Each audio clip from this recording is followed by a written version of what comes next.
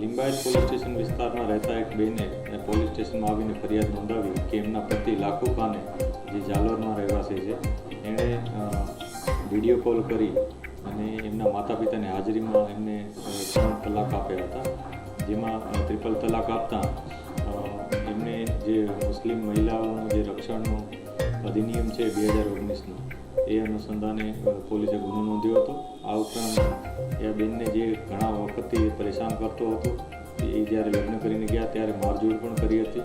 એ ઉપરાંત એમની પાસે 2 લાખ રૂપિયાની દહેજની માગણી પણ કરી હતી.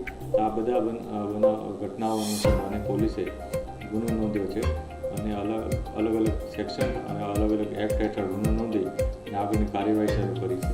આમાં એવિડન્સ તરીકે જે વિડીયો કોલનું રેકોર્ડિંગ છે એ પોલીસે લીધેલ છે અને આગળની કાર્યવાહી શરૂ કરેલ છે, જેમાં આરોપી તરીકે જે લાખુ ખાન છે એની તપાસ અત્યારે ચાલુ છે.